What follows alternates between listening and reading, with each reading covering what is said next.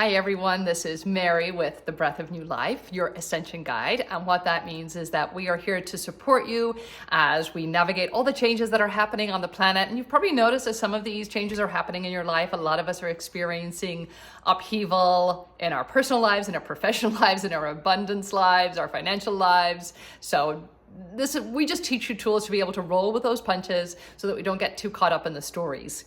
And today's video is going to focus on how to truly feel your feelings, right? Because we're going through all of this stuff, right? And we spend our time maybe identifying what we're feeling, and we can identify and say, well, I'm feeling scared, or I'm feeling angry, or I'm feeling like it's not fair, and I'm feeling like it's the victim, or whatever that story is. And we might even vent this and share this with a friend. And there's value to a degree in doing that. And yet we have to know that we can't resolve the feeling on a mental level. Believe me, if feelings could get resolved on a mental level, none of us would have any baggage or any drama that we're carrying around with us, because I'm sure I'm not unique in this, but when I'm feeling like overwhelmed, when I'm feeling like things aren't going my way, I want to tell people about it, and I want to garner sympathy, and I want to get people on my side, and I want validation, all of those things, right? Well, what I've learned is that that is not actually resolving the feeling. All it's doing is creating more drama around the trauma. And the more drama we create, the more inner work we're going to have to do. So let's leave the drama aside, let's leave the story aside, and let's actually learn to feel our feelings.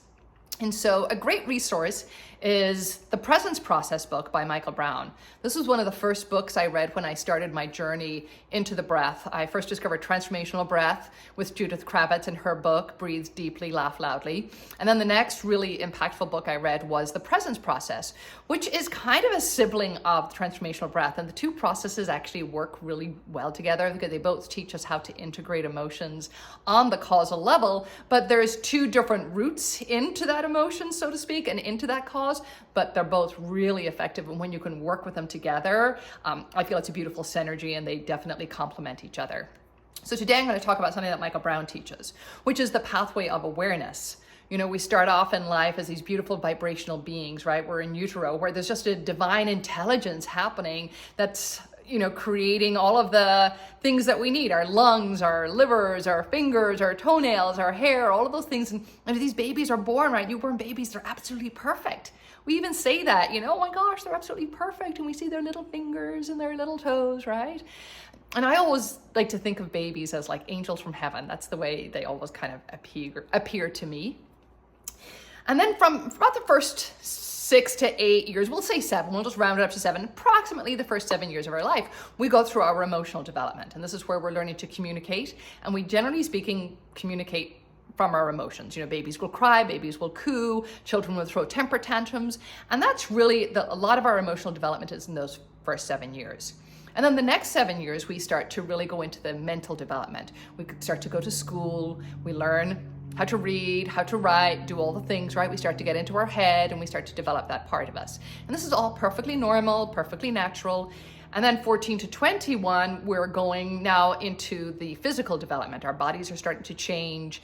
And not to say that there isn't emotional, mental, and physical development going on at all stages, but this is where the focus, let's say, or the predominant development is emotional, then mental, and then we go into the physical.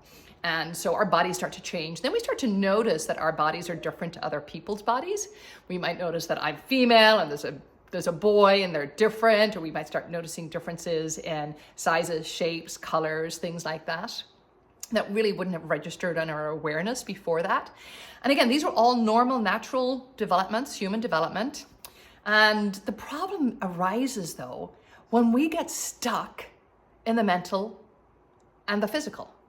We get obsessed with, what am I wearing? What do I look like? Am I good enough? Am I smart enough? Am I fast enough? And we start to put all of our attention on our outer experience, right?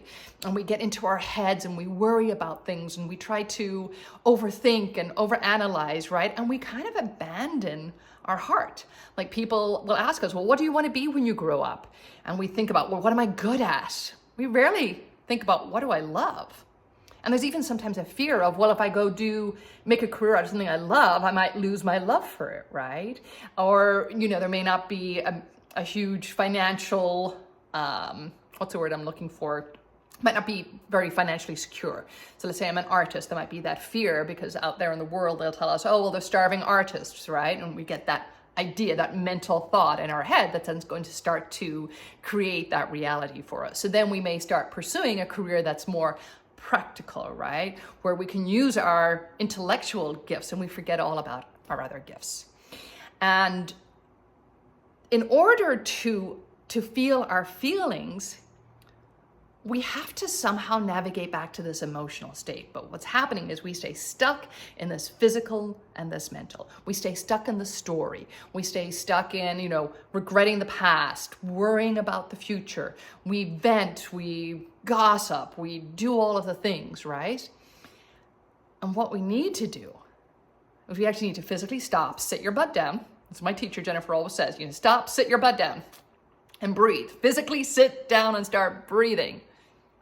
And then mentally, let's get our mind to work for us, right? Because the mind wants to go into the past, wants to go into the future. Well, let's focus the mind on the present. So let's give the mind something to focus on, which is our body.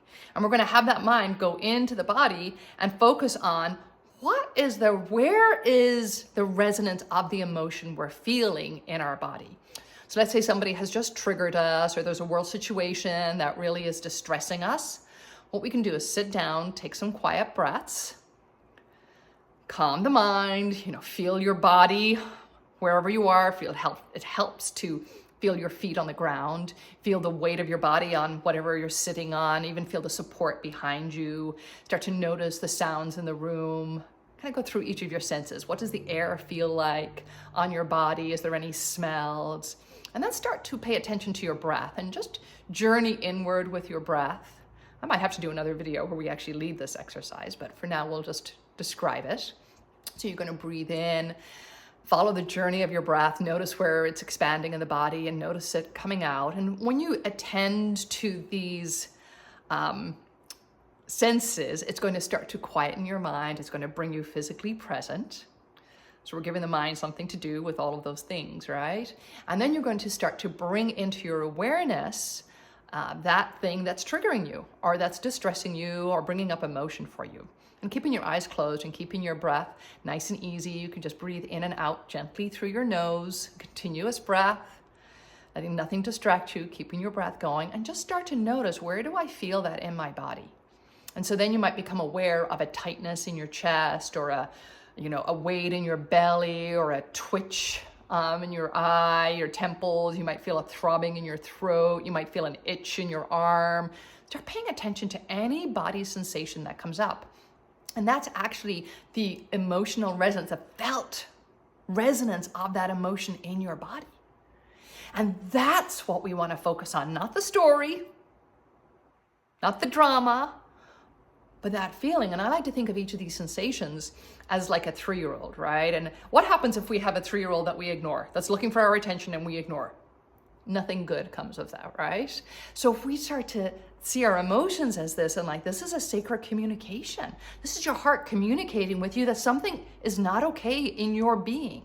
And so just by paying it attention, just like that 3-year-old that's looking for your attention, as soon as you give that 3-year-old your undivided attention, they're going to be happy. They're going to want you to look at whatever they're doing or show you whatever they've created or, whatever it is. And generally speaking, in a few minutes, they're going to be off into their own little world again, perfectly happy.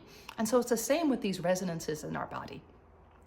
So just allow it to be there, breathe into it, almost like allow your breath to magnify it in a way and just let it get big and sit with it. Let it be there. My teacher, Jennifer, from the Clearing Center, she always talks about letting it be there, listening to it. Like maybe notice, is it big? Is it small? Is it throbbing? Does it have a color? Does it have a shape? Does it have a message for you? It might or might not. And it doesn't matter if you ask these questions silently and you get no response. If you get no information, that's okay. What's important is that you ask the question. You give the attention to the feeling, to that resonance in your body. Just like that 3-year-old, you're giving that 3-year-old your undivided attention. You're asking them questions and they know that they have your undivided attention. So in this way, that resonance knows it has your undivided attention. And then you just send it love. Let it be there, listen to it, send it love. And there's no right or wrong way to send love. It might be that you place your hand there and just kind of go, oh, send it love. You might envision yourself hugging that part of you. You might envision, God, an angel, a guide, a spirit coming in and surrounding you with love. I see kind of cartoony things in my brain. It's the way my visions sometimes come. And so I'll send little cartoon love hearts to that part of my being. Or you can simply just say something loving, silently. Like, oh, thank you for showing up. You're so brave. I love you for showing up and bringing your awareness to me. And just like our bodies know how to digest food, right? You eat a piece of fruit or have your dinner. You don't have to tell your body what to do. You just eat the food and your body's going to take care of the rest. And it's the same with your emotions. Let it be there. Listen to it. Send it love. And the body is going to do the rest. It's going to digest and dissolve and resolve that emotion so that that trigger can be removed. So that's how we feel our feelings. And that's the pathway to peace and joy and calm and contentment and bliss and all of the things that we want. That is the very first step. So if you want to learn more, keep following me, of course. We'd love you to love and subscribe and share and check out Michael Brown's The Presence Process. He also has a lot of interviews on YouTube, so you can just do a search of Michael Brown, The Presence Process, and you'll come across some great interviews from him too. All right. Have a beautiful day. Talk to you soon.